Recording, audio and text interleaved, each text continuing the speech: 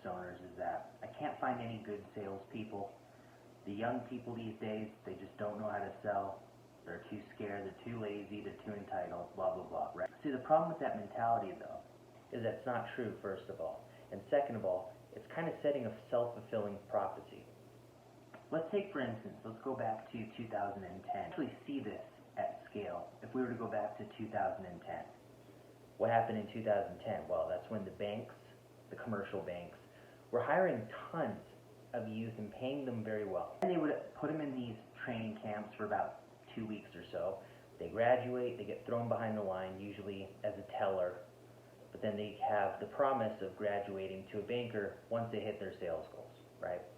We see a ton of young people starting to really blossom, and they're making good money at a young age. Not exceptional money, but good enough, because of this training program. And where it went wrong was by asking them to do things that were corrupt. And that was to open accounts on behalf of their customers. And then it was giving them credit cards when they didn't need it. And that created a whole slew of moral problems, people screwing each other over, co-workers, because of these unrealistic quotas that they set for them. And the reason they did that was because, at the very minimum, even a poor performer would be hitting what was regular or typical for a top performer. You following me? As we know how the story actually ended up, there was a huge blowout. CEO, John Stumpf, he gets fired, they bring in somebody else, they redo it. During that whole time, they found a bunch of competitive, young salesmen and women that when they were compensated properly, which to all credit to these banks, they were actually paying fairly. They were actually paying according to performance. Not perfect, exactly where it should be. As perfect as it's going to get for somebody that's going to be watching their bottom line. But throughout that experience, you can see how with just a little bit of responsibility, competition, lofty goals, and training, the youth can come through. It's just having a little faith in them. Especially when they're compensated fairly for what they're doing. Find them in that salespeople are dead. Well, yes and no. The traditional sales that you might know from the 1970s, that's all dissipated. There's nothing really new. When we talk about all these huge changes for sales, you got to understand that nothing is really new. If you look at articles from the 70s, or if you read books from the 70s about sales, half the time you can't even tell the difference between what year it is. Because consultative selling was when McKinsey and Company had brought that concept in. That's nothing new. What really happens is that the way transactions are made, there's also the B2B portion where it's more consultative. But what people make the mistake of is they call it sales. And then what happens is they hire people that commoditize, hire people that are used to selling commodities under the guise of experience, and they think, okay, well, how hard can it be? I'm just selling a B2B service now. But they're drastically different.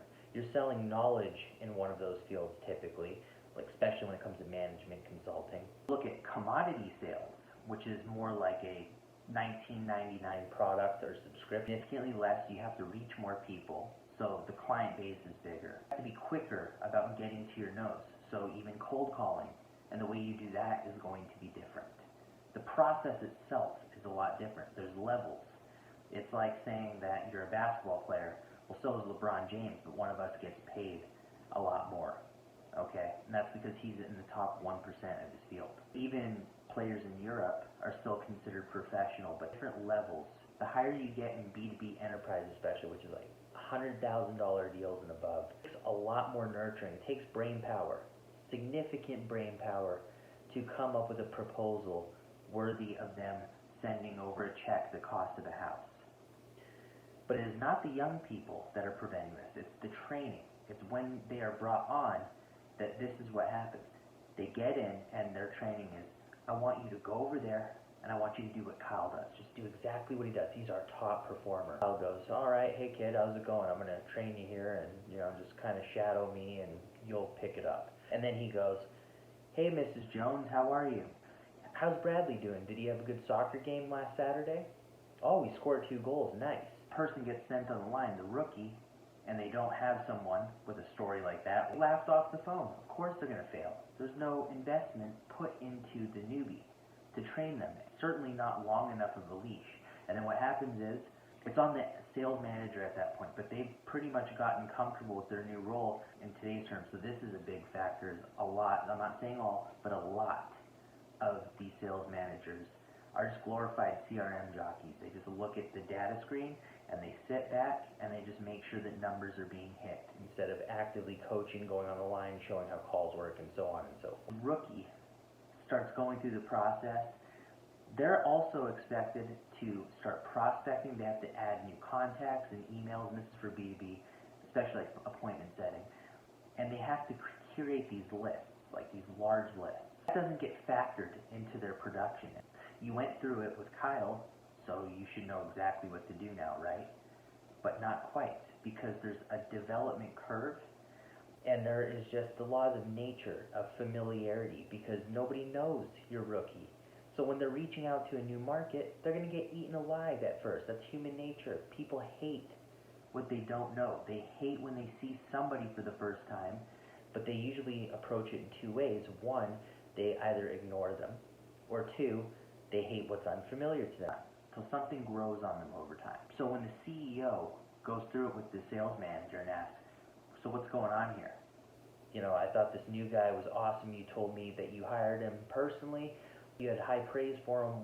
You know, what happened here? They'll typically go, yeah, oh yeah, I thought, but they turned out to be a total bust. And then you, well, why is that? I don't know, kids these days, they just don't want to work. And then, so, oh yeah, millennials, well, what are you going to do? All right, I'll put out another ad, we'll find somebody else. And so they churn and burn through these salespeople, not knowing that really their impatience and lack of care has led to their circumstance. Really lucky in your training, you'll get to watch the Glenn Ross movie scene. And maybe a few war stories from your sales manager about how they used to